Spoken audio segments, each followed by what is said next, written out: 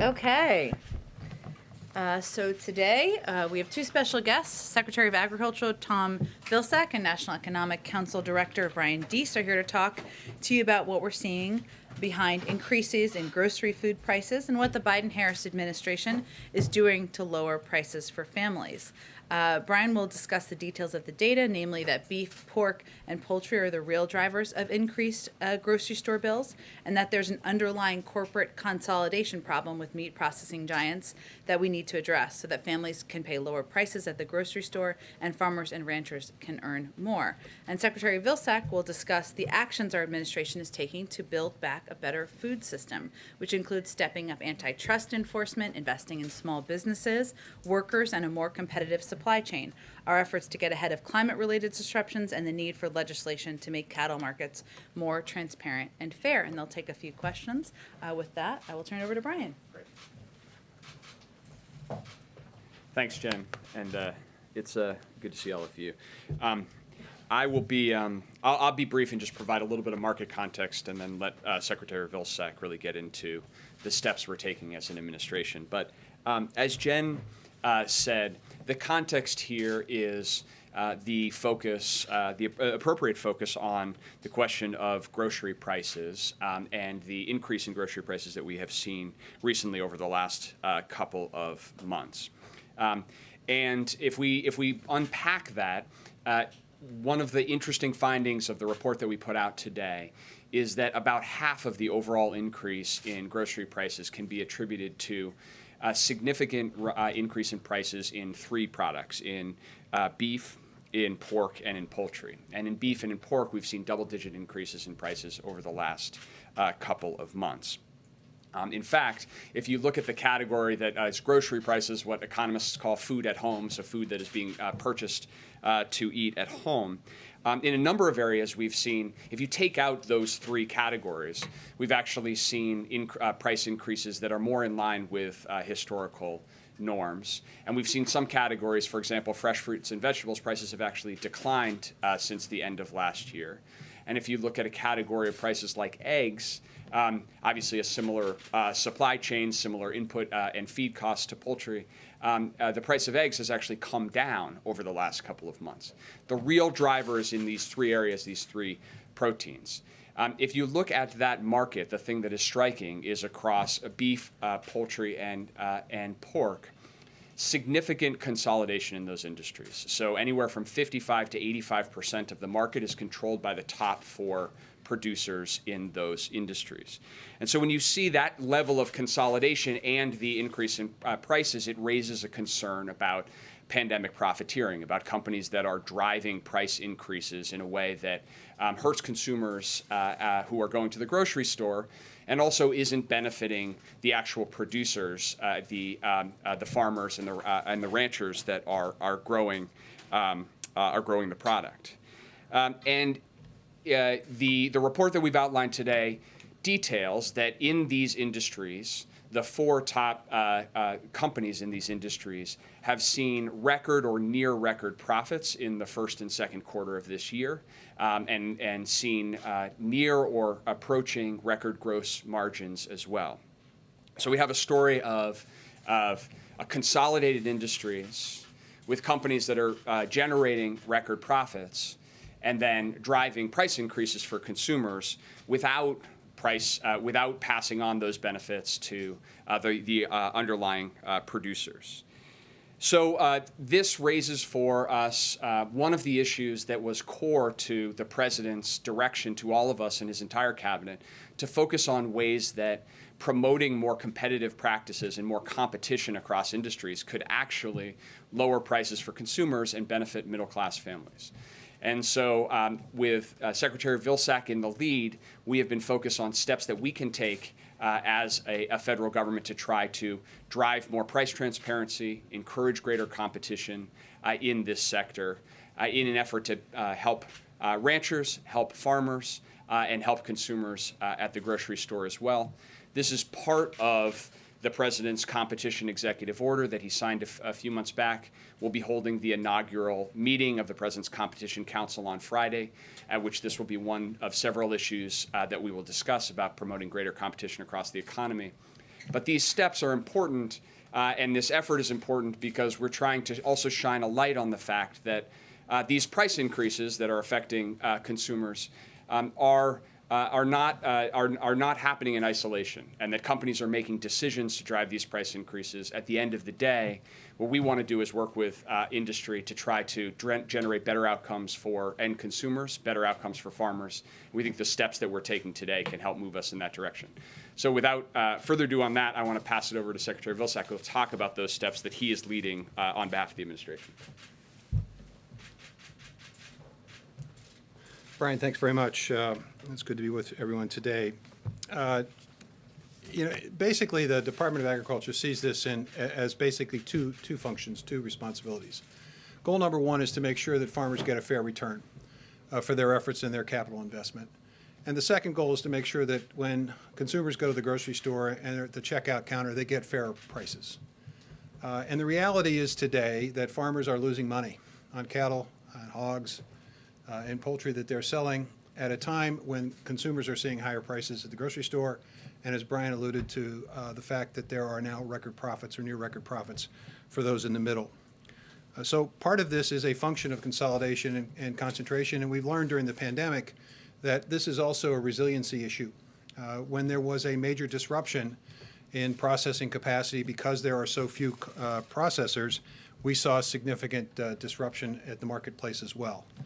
So this administration is focused on four major steps to try to take action in this area. First, strengthening the current regulatory system that we have, our Packers and Stockyards Act, to make sure that we are identifying and holding people accountable for unfair and discriminatory practices. And that regulatory changes are now being undertaken as we speak. Secondly is to make sure that there's adequate price discovery in the market. Because there is such consolidation, there is very little cash transaction that takes place in this market, and so it's very difficult to determine whether or not the prices that are being paid to farmers are fair. And so we are producing studies, recently a couple of studies to provide more price discovery. Certainly want to work with Congress in their efforts legislatively to pass legislation that will expand the capacity for us to have information. Third, we want to make sure that when people go into the grocery store and they see things that are labeled a product of the U.S., we want to make sure that consumers fully understand and appreciate precisely what that means or what it doesn't mean, and whether people are taking advantage of whatever value-added opportunity that might present to increase price. And finally, expanding processing capacity and maintaining the small and very small processing facilities that are dotting the landscape today. We provided additional resources to keep those small processing companies in business recently by announcing about $150 to $160 million of assistance and help. And we have put together a $500 million effort to work with states and local governments as well as nonprofit organizations and the livestock industry to look for ways in which we can finance expanded processing capacity. We're doing this at the same time that agriculture is confronted not just with the issue of concentration and consolidation, but also the impacts and effects of severe weather, which are linked in part to climate. Whether it's forest fires or drought or hurricanes, obviously that's also causing a disruption. And as we build this broader processing capacity, we also want to build a more resilient food system. And right now, we're deeply concerned about the impacts and effects of drought on these beef prices and pork prices and poultry prices, because it could lead potentially to people having to sell their herds because they can't simply afford the cost of maintaining them, particularly in the western part of the U.S. For that reason, we've looked at a number of different steps to try to provide help and assistance to deal with the drought.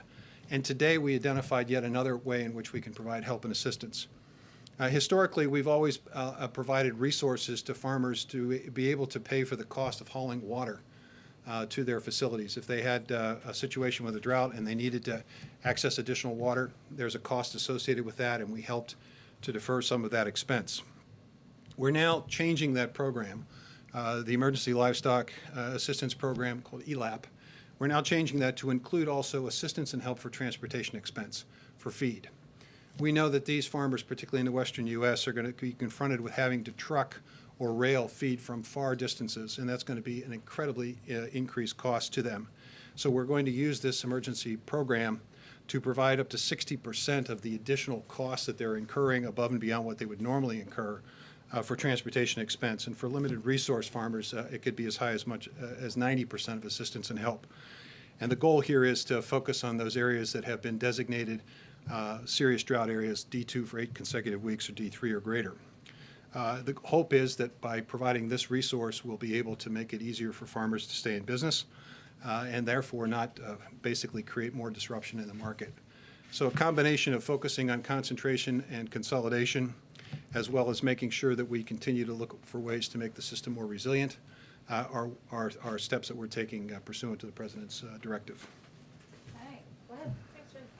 Mr. Secretary, Brian, could you guys please go back to this pandemic profiteering that you mentioned? You said there are up to 85% of the market is controlled by the top 4 industry big names. So are these the companies that are that you suspect of profiteering right now? Forgive me if this is an ignorant question. What are these companies? Who are they? What are the top 4? And what specifically are you seeing as it relates to this profiteering? Sure. Let me just start, and then the secretary should jump in. I think so. With respect to the data, if you look at the beef industry, for example, the top four meat processors control 85% of the market.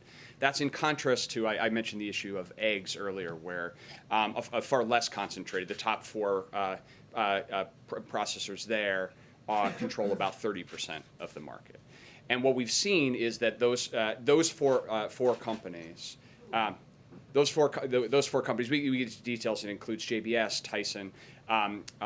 It's in the report that we put out.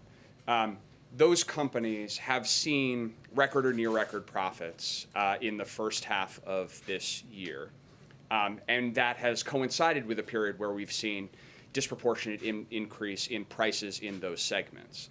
And that actually is driving about half of the increase in overall grocery prices, in overall food and food away from food at home prices. And so it raises this question of, in this consolidated industry, are those price increases being driven by being passed on to the growers? And what we see, the real concern we have, is that consumers are facing higher prices, and the growers are not getting paid higher, and that raises real concern and a real question, which is what's motivating this focus and the actions that we're taking.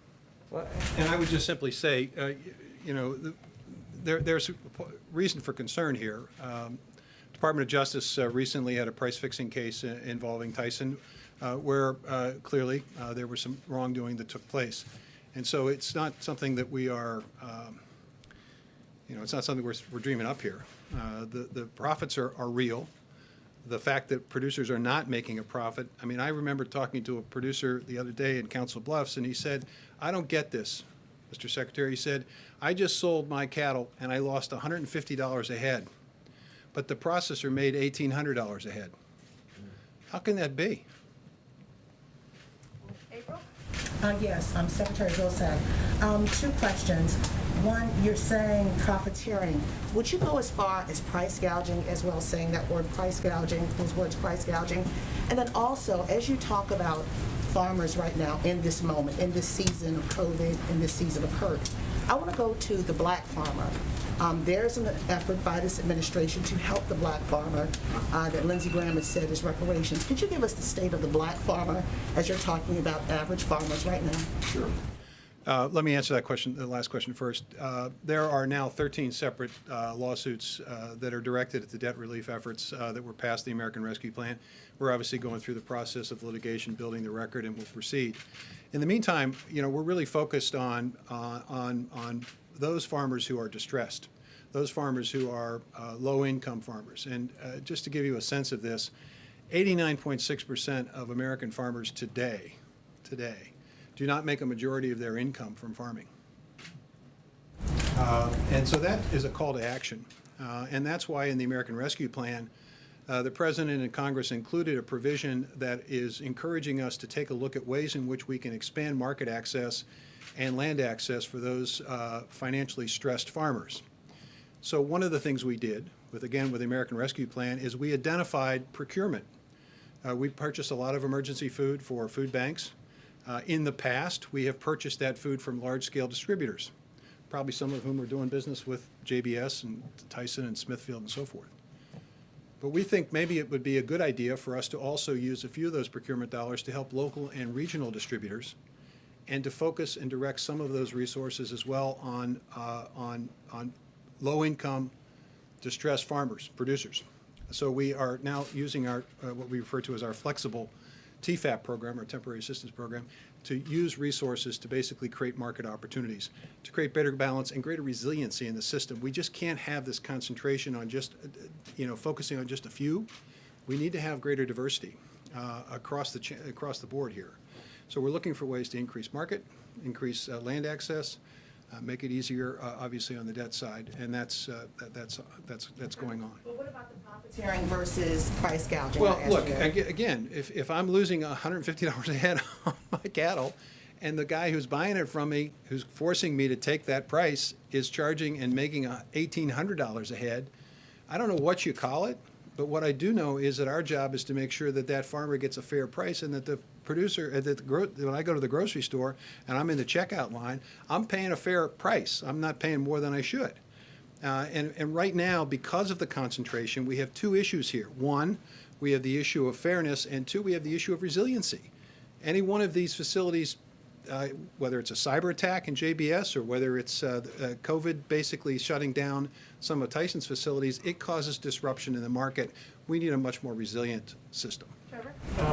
One for each of you. Brian, for you, how did you integrate climate into this decision? I think meat production and consumption is one of the leading greenhouse gas emitting areas of the economy, and don't higher prices kind of disincentivize that kind of behavior? And then for you, Secretary Vilsack, we asked you this in May, but where are you on the Twin Metals copper mine decision? Are you going to allow that, or are you going to block that? Sure.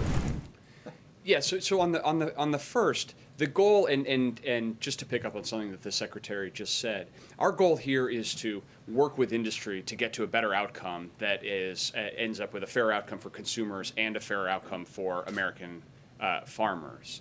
And when the lack of competition doesn't benefit, that we want to work with industry, because actually the lack of competition also leads to resiliency issues. And one of the things that we've seen, I mean, we all have experienced in this pandemic, is that a serial underinvestment in the resilience of supply chains, coupled with consolidation in particular industries, left our economy extraordinarily vulnerable. And we continue to live with the consequences of that. And so, in that context, we think it's pretty important not only to address the very practical issue that Secretary Vilsack is describing about the market dynamics, but also to remind everybody that we just lived through an extraordinary period of time where demand for these products was sustained by extraordinary government action. Incredibly appropriate to make sure that food insecurity and other basic human needs didn't fall off during this pandemic, but at the same time, going back and to borrow a phrase the president drills into us every day, without building back better to a more resilient system, puts all of us at risk. On the question, and resilience is also important with respect to the realities of a climate-affected world and a climate-affected country, and those involve the kind of investments that Secretary Vilsack was talking about in having more resilience against the reality of more frequent and severe extreme weather events. But also transitioning our agricultural system to be part of an effort to actually reduce emissions across the board.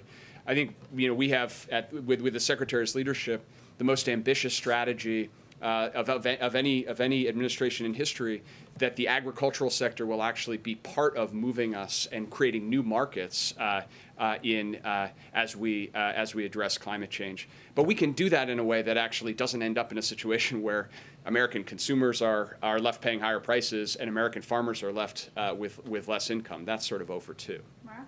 Yeah, you mentioned that. I'm sorry. I just want to underscore that point, and then I'll answer your Twin Metals point. The fact that we can create new revenue streams for these farmers by conversion of agricultural waste into a variety of products basically will mean that that farmer gets a fairer return, a broader return, more return on his or her investment, and that consumer gets a decent price at the counter. That's not that is a possibility. It's a real possibility in this administration. With the passage of the reconciliation bill and the Build Back the Infrastructure bill, we'll have the resources to be able to create that kind of new opportunity. On Twin Metals, we continue to wait for the Department of Interior. They have to issue a legal opinion before we know what direction we need to take at USDA. It's conditioned upon the DOI. We're waiting for the DOI. Yeah. You mentioned that DOJ has a price fixing case against Tyson. How much of the profiteering and the lack of competition do you think is illegal, and what are you going to do about it? Well, so I want to be very clear that the president's executive order directs the Department of Justice and the FTC to train their enforcement on potential illegal activities, including price fixing and price gouging. We are going to leave that to the enforcement agencies.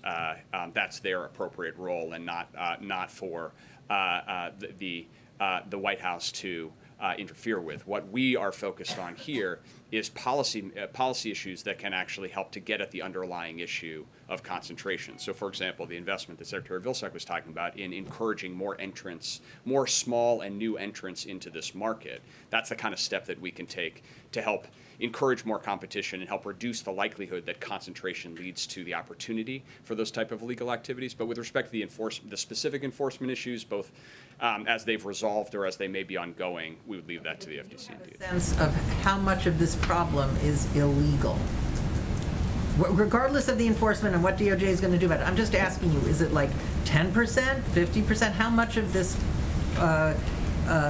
consolidation and profiteering is illegal in your mind? Precisely because I'm going to leave those investigations to those agencies. I'm not going to speculate on. I'm not going to speculate on the work that they have undergoing. What I can tell you is that we believe this is a problem. We believe that this is a problem that's affecting consumers and farmers alike, and we believe that there are concrete steps that we need to take and that we can take to try to help improve it. Thank you. Mr. Secretary, farmers want you to reverse the Trump administration's decision to dissolve GIPSA. So there is an independent agency that can focus on promoting competition and fair trade practices instead of being buried into AMS. Are you going to reestablish GIPSA? Well, that's a slightly different area. The GIPSA basically takes a look at grading grain and things of that nature, okay? It's not really into the packers and stockyards area. What farmers really want us to do is what we are doing, which is to enforce the packers and stockyards and strengthen that. That's the vehicle by which you can determine whether the poultry tournament system, for example, is fairly compensating poultry farmers, or whether there is a circumstance where packers are discriminating or unfairly treating producers.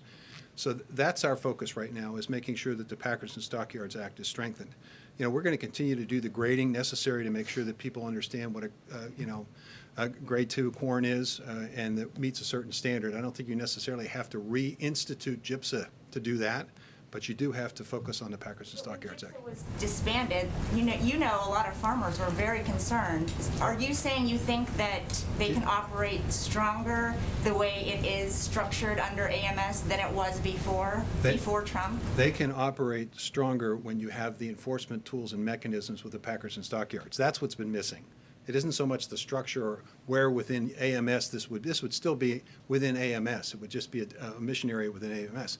It isn't that. That's not the issue. The issue is, what tools do we have if there is an unfair practice taking place, or if there's a discriminatory practice, if the poultry system is not treating poultry producers fairly, what tools do we have? Right now, we don't have very strong tools. We are strengthening those tools so we can call out bad behavior. Phil, thank you. Hey, Brian, just brought it out a little bit. Between the EO public comments, some letters you've sent, you guys have made clear you want, on the enforcement side of things, to be more aggressive than they have been in the past. Are you and the President comfortable that the enforcement arms of these agencies have been as aggressive as you want them to be? And I guess secondly, there was some sense inside the White House that just taking this posture may preemptively cause companies to lower prices or be more willing.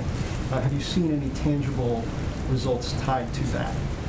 So on the first question, the answer is yes, and the President's executive order directed the creation of a competition council precisely so that we can get the appropriate federal agencies, both the cabinet agencies and the independent agencies together, to make sure that we are all working as effectively as possible toward the goal of that executive order. So on Friday, we will be convening with Attorney General Garland and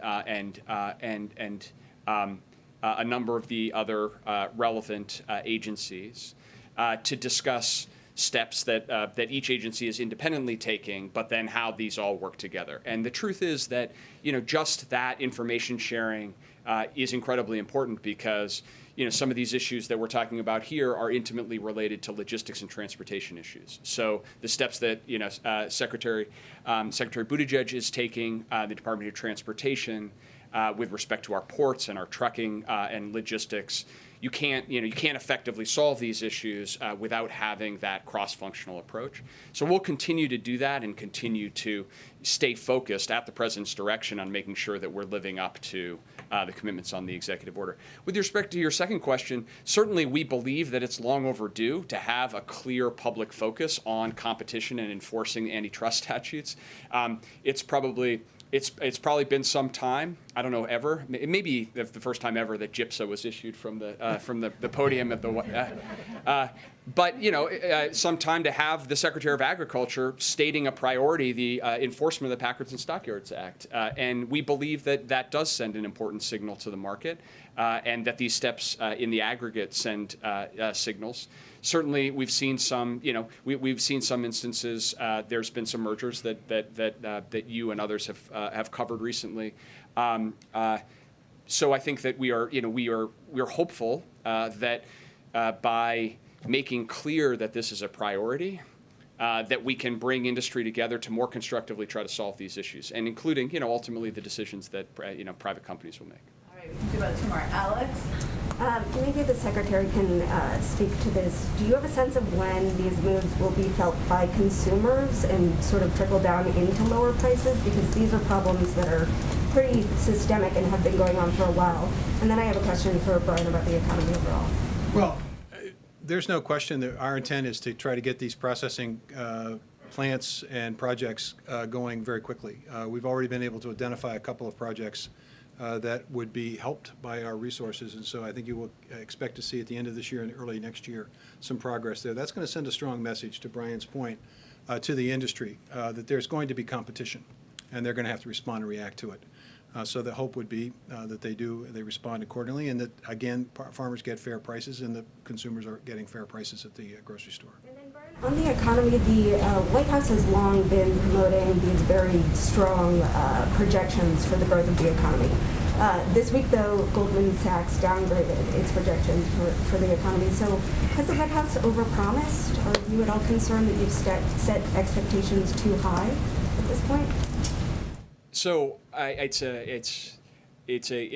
good question, and I think it's also one in which the private forecaster that you mentioned downgraded its forecast. But even with the downgraded forecast, growth in 2021 would be the strongest that we've seen in decades. So what we are seeing, I think, is the record and historic strength of this recovery. Not just historically compared to other recoveries from crises and recessions in the United States, but record globally right now. The United States is the only developed country where GDP has already recovered to its pre-pandemic level. That's happened nowhere else in the world. The strength of economic growth and of growth in the labor market is sufficient that we can continue to see strong growth, even as we deal with unanticipated circumstances, even as we work through the COVID, the Delta challenges that the President will speak to tomorrow. So we continue to be focused on the fact of how can we continue to build momentum into that recovery.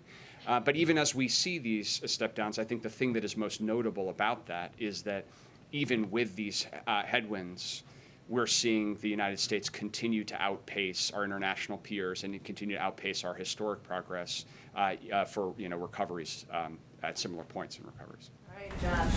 Thank you. Can you just circle back to what the DOJ active file is? Your blog mentioned it was a poultry investigation, but a year ago there was a civil one launched aimed at beef. Is there one on pork, and are you adding or expanding these investigations? Because this seems where the real teeth would be, right? If you gave DOJ more firepower of some kind to pursue this.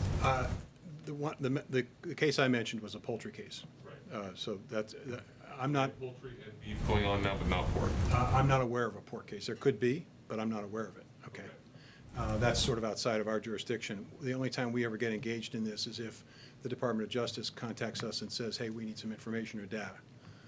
It's not that we precipitate those investigations. It's a Department of Justice function, appropriately so. What we are doing in terms of the tools, the Department of Justice has the capacity and the ability, and they exercise it under their current statutory framework. What we don't have, what we're now going to get, are tools that will allow us to take more definitive action, more aggressive action when we see unfair and discriminatory practices. We don't have that power now. We tried to get it during the Obama administration. Congress blocked it. We now think we're in a position to move forward on this, and we're going to aggressively move forward on it. Antitrust cases obviously raise the question of whether you're interested in looking at breaking up these companies somehow. Is that what the administration is? Well, I think the open fact, to at all? no, I think the fact that we are put $500 million on the table and basically have begun a process of reaching out to states, to farm organizations, to philanthropic organizations, and asking the question, what could you do with this resource that would allow us to significantly increase processing capacity in this country in places where we know there is a need for this, where there are not competitive markets, and the reaction to this has been quite favorable. I would anticipate and expect that this $500 million is going to leverage additional resources from those sources, and I think we're going to find out that maybe we're onto something here, and we may end up looking at numbers north of $500 million. You're more interested in, I guess, incentivizing or building production outside these big four rather than breaking up the big four. I'm looking at what I have power to do. And I have power to basically put the $500 million on the table. I have power to do packers and stockyards. I have power to do more price discovery. I have power to take a look at product labels to make sure that they're not misrepresenting or confusing customers and consumers. And that's what we're doing. We're doing everything we have the power to do, and we're strengthening the tools to be able to do it. Can you quickly address the debt limit question? Secretary Yellen wrote Speaker Pelosi today warning about that.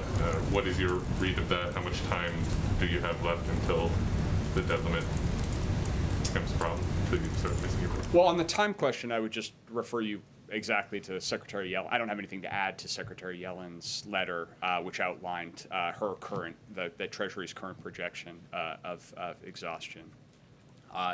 And more generally, I would just underscore that this is a responsibility, a sacred responsibility that Congress has to operate in a bipartisan way to raise or suspend the debt limit, to address the fact that this is a reflection of actions and legislation that Congress has already passed. And so there's often, a confusion or conflation when it talks to the debt limit. But just to clarify and resolve, the debt limit is a function of bills that Congress has already passed and already racked up. In fact, 97% of the debt under question is associated with actions that happened before this president was even taken into office. And in fact, even if Congress took no future action ever, did nothing else in the future, Congress would have to raise or suspend the debt limit because it's a reflection of actions already taken. And so our expectation is that Congress will do so, and will do so as it has done historically, as it did 3 times under President Trump, and operate in a bipartisan way to address this issue. So that's our expectation. It doesn't happen. A decade ago, one of the fallbacks was something called prioritization, where you sort of decide who gets paid and who doesn't. Is the administration going down this road at all? Is that the fallback plan if the limit isn't raised or suspended? Our expectation is that Congress is going to act responsibly and consistent with its responsibility. So that's our expectation and our focus. Okay, thank you, Secretary Vilsack. Thank you to our NEC Director, Mr. Glenn. Thank you. Okay. Okay, I don't know that I have anything else at the top. I know we've covered a lot of ground there. I'm happy that the GIPSA question was answered by my colleagues there, Ouija, relieved. Alex, why don't you kick us off? So the president's remarks on the pandemic tomorrow, can you preview any of what we should expect from him? And then also, I wanted to ask you, he's talked a lot about defeating the pandemic in the past. You yesterday said that his remarks tomorrow will address how you'll get the pandemic under control. So are we shifting to a point at which this pandemic can no longer be defeated and we need to sort of live with it and figure out how to get it under control? Is that where the White House is now?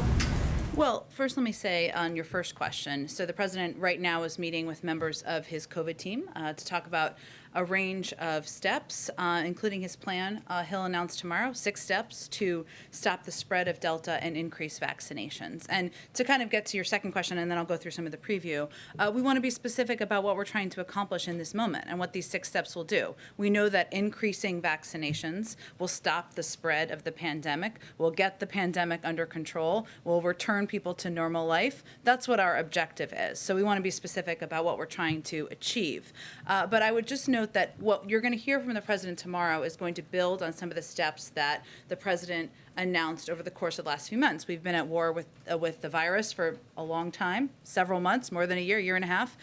We have been we've been at war with the Delta variant over the course of the last couple of months. And just to remind you of some of the steps that we've announced new government mandates on DOD, or military forces, NIH, the VA, the Veterans Affairs, Department of Veterans Affairs, folks who are serving on the front lines on the health roles in that department. We've also incentivized additional mandates, whether it is in healthcare facilities, nursing homes, and others. And we've also lifted up and incentivized private sector mandates because we've seen that they have been effective. We've also deployed over 700 surge response teams across the country and work closely, again, with the private sector to institute more requirements on vaccinations.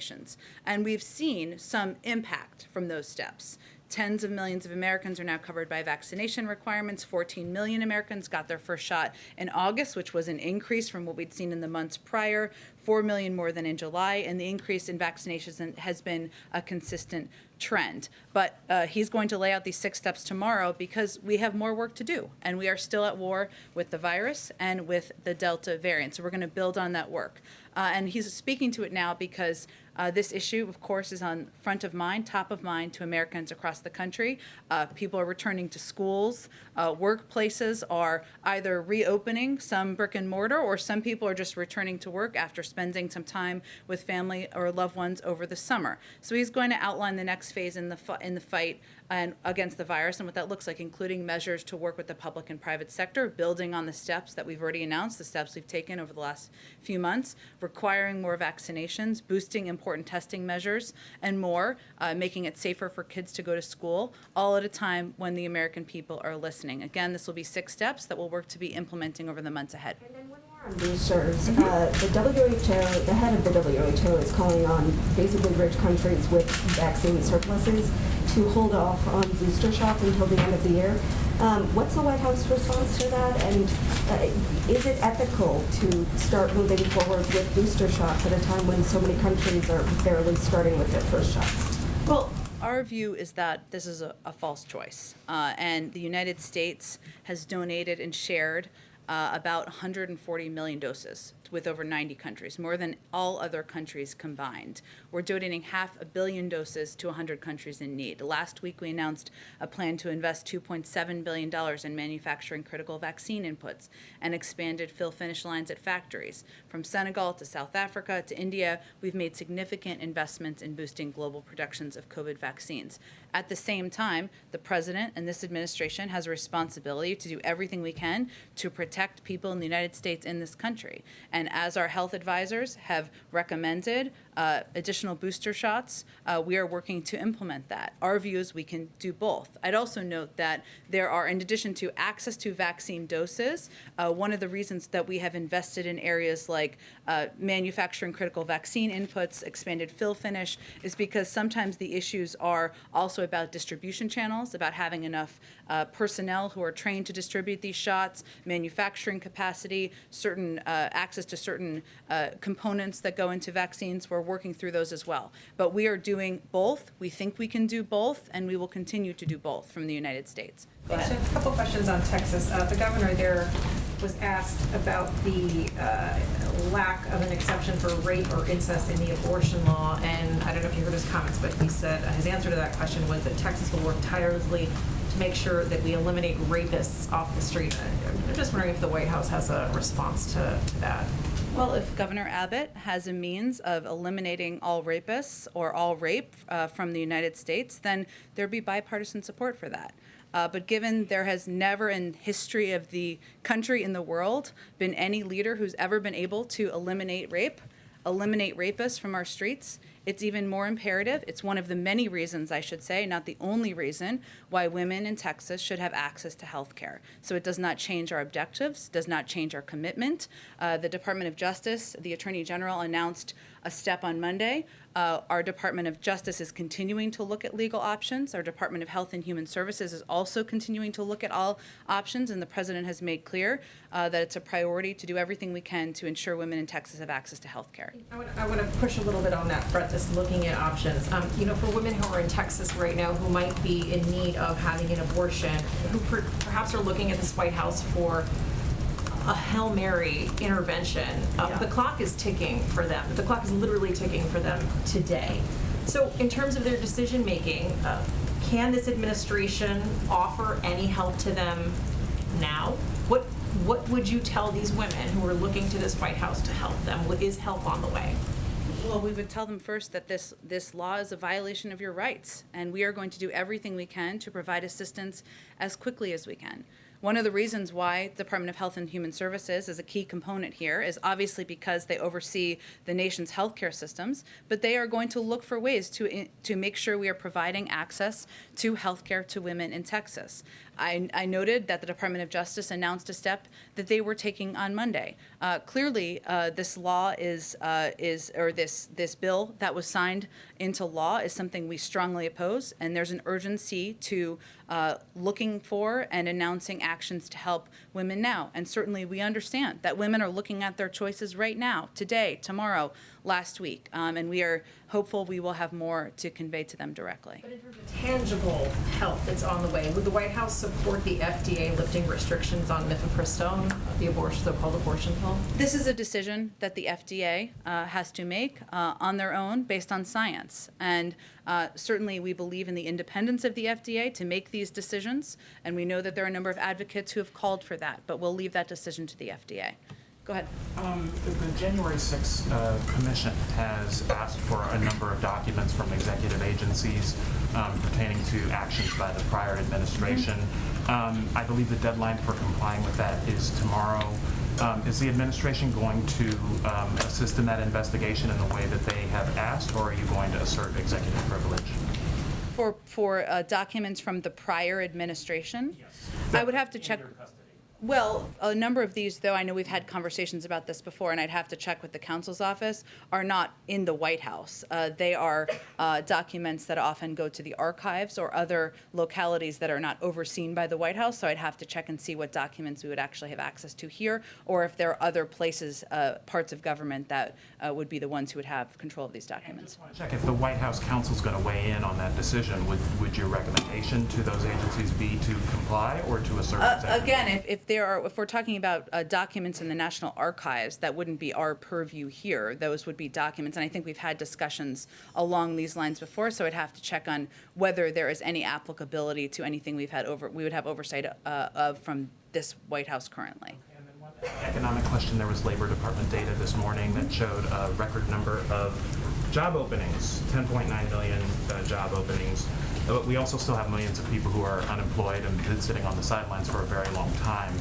Just curious if there's any new approach that the administration is going to take to helping employers get their jobs filled. It's curtailing economic growth. So. Well, I think you're talking about the JOLTS data, which is pertains to July data. So it is a little bit old at this point in time, given we're into September, and we've seen jobs numbers come out in that period of time where we've seen that still an average of 700,000 jobs per month are being created, or people are being matched with jobs in that period of time.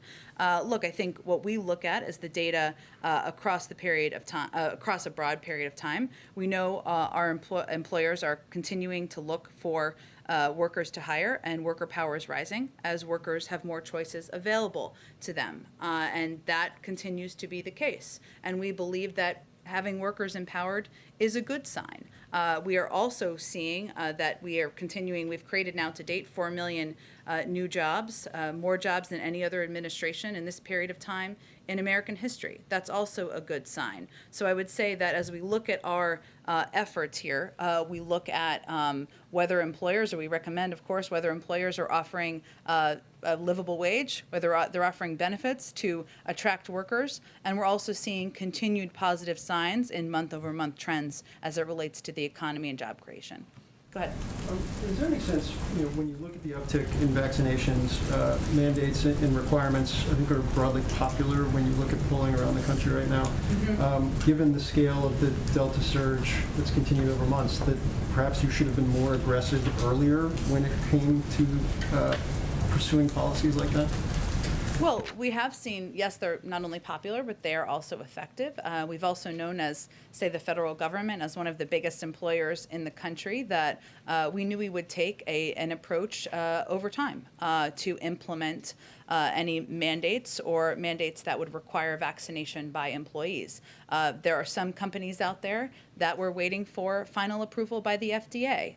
There also were some companies that wanted a period of time to implement mandates. That's all understandable. So our view is this is certainly one of the ways that we've seen more people get vaccinated. We've seen it be effective, and we've seen it rise in approval and support across the country as people who are vaccinated are increasingly popular. But all we can do at this point is look forward and determine how we can take steps now to continue to get more people vaccinated and get the pandemic under control.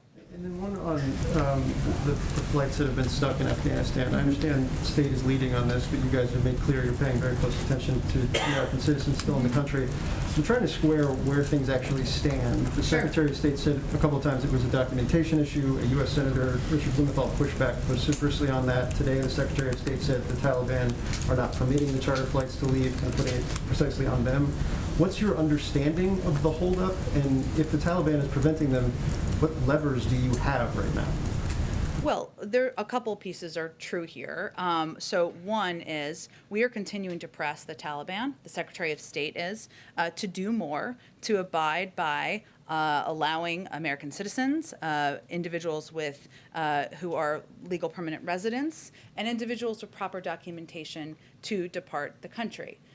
It is also true that we don't have a role in preventing flights from taking off. We are not on the ground, so that is not something the U.S. government is doing. But at the same time, some of these planes and some of the issues is where are they going to land? So a number of these planes, they may have a handful of American citizens, but they may have several hundred individuals where we don't have manifests for them. We don't know what the security protocols are for them. We don't know what their documentation is. And there is a fundamental question, and this is one of the hard choices you face in government. Are we going to allow a plane with hundreds of people where we don't know who they are, we don't know what security protocols have been put in place, to land on a U.S. military base? And there are reasonable questions, justified questions, I think, as to why we wouldn't do that. And so right now there are some charter planes that are taking off. We do have to make evaluations about the safety and security and protocols in place as planes are landing on military bases. And there are some challenges as it relates to documentation, where a number of people may not have documentation, some for good reason, because they're trying to depart Afghanistan. But that is something we're working through. These handful of American citizens, we are also in touch with. They are not the majority of these flights. Far from it. It is a small number of American citizens who we're talking about on these charter flights. Can I follow up on that, please, Jen? So are you essentially saying that is the administration essentially saying, I'm picking up from what Secretary Blinken has said today about documentation, is the administration essentially saying that Taliban is the only one who has access and who's able to check passenger documentation against these flight manifests? And if so, what is stopping the U.S., for example, from sending personnel over there to do this job and to allow these passengers to leave on the flights? I understand they're not all Americans, but many of them are Afghan allies. Well, none of that is what I said or what the Secretary of State said. So let me try again. So there are the flights. We obviously don't have personnel on the ground. That's correct. We don't. What our objective is, and we have a presence in Qatar, right? As you know, our Secretary of State has been on the ground in Qatar, is negotiating and having discussions as we speak with international partners, and also members of our State Department are in discussions with the Taliban, because we do want to work through and ensure that we can allow additional flights to land at military bases. But it is also true that we are not going to allow flights to land where we don't know what security protocols have been taken, whether people have been vetted, who are on these planes. And I don't think the vast majority of American citizens want us to do that either. So right now, we are working through this process, and we are also in touch with the American citizens who are on these flights or who are in the vicinity, which are a very small number, to work through getting them out of Afghanistan. We are committed to that. We absolutely want to do that. We've already evacuated a handful of people, and we're continuing to work through. Now, things that will make it much easier for certain are if Qatari Airlines, we're working with them to see if they can get flights up and operational, more efforts to get individuals evacuated over land. We're working through all of these components, and it's the reason why the Secretary of State is on the ground in the region discussing and negotiating as we speak. Okay, we're going to keep going, Vija. Go ahead, Vija. Go ahead, Vija. I think I answered your question. Go ahead, Vija. Thanks, Jen. I wanted to follow up on the President's speech tomorrow. Sure. You mentioned schools and private sectors as two areas of focus, but you've also been very, firm in maintaining independence between the federal government and what schools and the private sector does. So tomorrow, should we just anticipate the President to say much of what he's already said, to urge those entities to take action, or will there be something new that's actionable? There will be new steps the President announces tomorrow, absolutely. And will any of those new steps influence the average American's day-to-day life? Should we expect any new mitigation recommendations, as an example? It depends on if you're vaccinated or not. Go ahead. What's possible that there's something new? There are six steps the President's announcing. There will be new components, as I noted and you noted. Some of that will be related to access to testing. Some will be related to mandates. Some will be related to how we ensure kids are protected in schools. And we'll have more. We'll preview more tomorrow as all the pieces are finalized. But there will be new components that sure will, of course, impact people across the country. But we're also all working together to get the virus under control, to return to our normal lives. And I know many people, I'm sure, are looking forward to hearing what the President has to say. And then just one quick Yeah. follow-up on timing. We're just a few days away from September 11th. Do you have any update on when the DOJ might release those FBI documents related to the investigation? I don't. It's their process. They're obviously overseeing. I think we said a couple of weeks ago we didn't anticipate that process would necessarily be done in advance of September 11th. It's really based on their timing. It's not a deadline. I don't think that they've set for that. Go ahead. Thank you, Jen. Following up on these charter flights that the Taliban is holding up in Afghanistan, the Secretary of State said there are limits to what we can do without personnel on the ground. Yeah. You just said we are not on the ground. You're right. Whose fault is that? I don't think this is about fault here. I'm convinced. I think what people want to understand is what we're doing to help address it. There's a handful of Americans, and I'm sure you're not suggesting we should have flights with hundreds of people we don't know who they are, where there's no security protocols. Too few to go in. Too few. I just am conveying to you there's a handful of Americans who we are also in touch with, and we are working to help get evacuated from Afghanistan. But decisions you have to make in the federal government are not yes and no decisions or as simple as what you're laying out here. What we're evaluating and looking at is how to keep people on our military bases safe while also getting these U.S. citizens, dual citizens, people who are prepared to leave Afghanistan able to leave. At the same time, we don't think we're not going to allow flights that have hundreds of people who we don't know who they are, who haven't been security protocols, where we haven't seen the manifest, to land on U.S. military bases. Okay, there are now more terrorists wanted by the FBI and the new Afghan government than there are women. Does the president think that is a foreign policy success? Well, first of all, no one in this administration, not the president nor anyone on the national security team, would suggest that the Taliban are respected and valued members of the global community. They have not earned that in any way, and we have never assessed that. This is a caretaker cabinet that does include 4 former imprisoned Taliban fighters. We have not validated that. We have not conveyed we're going to recognize it. What we are working to do, and nor are we rushing to recognition, there's a lot they have to do before that. What we are working to do is to engage with them because they oversee and control Afghanistan right now to get American citizens, legal permanent residents, SIV applicants out of Afghanistan. We have to engage with them. To engage with them, their new acting interior minister is a Haqqani network terrorist. He's wanted for a bombing that killed 6 people, including an American. He's believed to have participated in cross-border attacks against U.S. troops. There's a $10 million bounty on his head. Why are we engaging? Should we not talk to the people who are overseeing Afghanistan and just leave it and not get the rest of the American citizens out? What are you waiting for them to do? They just formed their government. What are you waiting for? Something?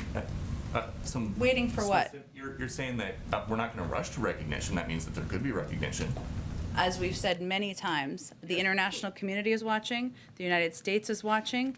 It's whether they let people depart the country who want to depart, whether they treat women across the country as they have committed to treat them, and how they behave and operate. And therefore, we're not moving toward recognition. At the same time, we're dealing with a reality world here where we have to engage in order to get American citizens and others out of the country. Go ahead. Jen, you mentioned that there will be news tomorrow in the president's speech as it relates to mandates. Should Americans expect more similar government mandates like what we've seen with agencies and the federal workforce, or would this be in a different category? Well, we've always said we would build on what's been announced to date, right? With the Department of Defense, Veterans Affairs, NIH, and others. And I expect you'll hear more from the president on that tomorrow. We also believe that the private sector has a role here, and you'll hear more from the president on that as well. Will he set any new goals or benchmarks tomorrow, or is that not viewed as a very useful tool anymore, given vaccinations are lower than they were compared to earlier this year when those were what was maybe driving some of that? Well, the president's still working through his speech, and our objective and our goal is to vaccinate more people so we can reduce the spread of the virus. But I'd also note, before we compare now to 6 months ago, or when the president came into office, there were about a tiny percentage of people who were vaccinated.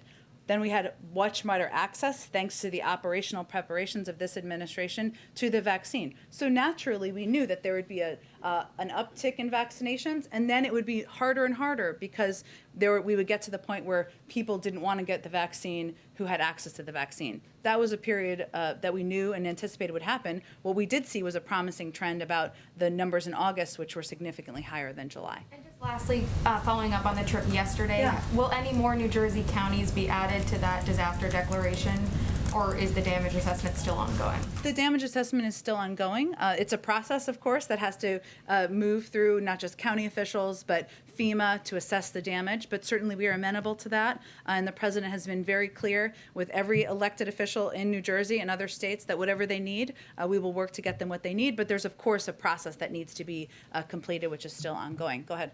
One follow-up on Texas and abortion, and then another on reconciliation. Can you say if the White House supports the Women's Health Protection Act, and if not, why not, since this is a bill that would codify Roe v. Wade, which you've said is a priority for the White House? Well, there are many ways to codify Roe v. Wade, and that is something the president remains committed to. I don't have a new assessment of our support for the piece of legislation. We are still reviewing what our options are. Are there specific reservations about that bill? We're still looking at whether that's a vehicle we're going to support, but we still support codifying Roe v. Wade. And then there are reports that Senator Manchin will only support as much as $1.5 trillion in a reconciliation package. Has the president spoken to Senator Manchin, or does he have plans to? And would the White House accept a $1.5 trillion plan? Well, first, Senator Manchin, of course, continues to be a very important partner to the president and the president's agenda, and we fully expected that there would be a range of negotiations in private.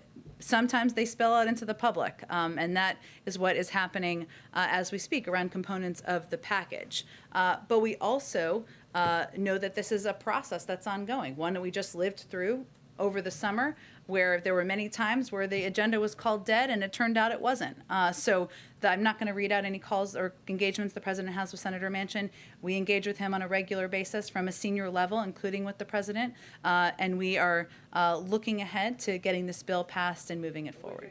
1.5 trillion. Again, I'm not going to negotiate from here. What the president is encouraged by is agreement about the need to lower costs for working families, from prescription drugs to child care to the cost of college to elder care, on the need to tackle the climate crisis, and on the need for corporations and the wealthiest Americans to pay their fair share in taxes. I would also note that whatever the size is, it's not actually accurate to call it any of these sizes, 1, 1.5, 2, 3.5. This is going to be paid for. That is something the president is committed to, something Senator Manchin has called for as well. And the real choice right now is whether you're going to lower costs for people in this country on elder care, child care, cost of college, or whether you're going to prevent or allow the wealthiest Americans and corporations to continue to pay the tax rates that are hardly fair moving forward. I've been told you have to wrap. Okay, go ahead. In an attempt to clarify the White House's position on the debt limit, Yeah. following up on my friend Josh's Sure. question. So in her letter today, the secretary said that the extraordinary measures would run out sometime in October. Is it the White House's wish that, is it the White House's expectation that Congress will act by the end of September, by September 30th? Well, our expectation and hope is that they act in advance of the money running out, yes. So you expect then that the line is drawn, that September 30th is the deadline that this White House is setting? Well, I would be clear that in the secretary's letter, she also conveyed that because of the fact that we don't have all of the information at this point on inflows from taxes that come in mid-September, they didn't give an exact date. But yes, of course, our objective is to raise the debt limit before it becomes a crisis. Yesterday, the president said that he intended to see wildfire damage when he heads west. Do you have any more information you can share on that? He will see wildfire damage. I know we are eager. You're all eager. I'm eager to get it announced, to announce the details of his trip. That will be early next week. We hope to have those in the next 24 hours. Okay. I think I have to wrap up, but let me do one more. Okay. On the reconciliation legislation on healthcare, does the White House believe President Biden and Democratic lawmakers will ultimately have to make a choice between expanding Medicare benefits and shoring up the Affordable Care Act, particularly to stay under the overall price tag? And if there is a choice, what would President Biden choose? I certainly understand your question. I think you probably can predict what I'm going to convey to you is that there are a range of discussions and negotiations between a broad swath of the Democratic caucus right now, and I'm just not going to negotiate or weigh in from here on this particular question. Quick question. Can the White House confirm that it has asked appointees from the last administration to resign from various boards, including the West Point Advisory Board and the Naval Academy Board, and why? Yes, we have. And the president's objective is what any president's objective was to ensure you have nominees and people serving on these boards who are qualified to serve on them and who are aligned with your values. And so, yes, that was an ask that was made. Is there any concern that because a lot of these appointees do go across administrations, that there is a risk of politicizing these non-traditionally, non-controversial positions? Well, I will let others evaluate whether they think Kellyanne Conway and Sean Spicer and others were qualified or not political to serve on these boards. But the president's qualification requirements are not your party registration.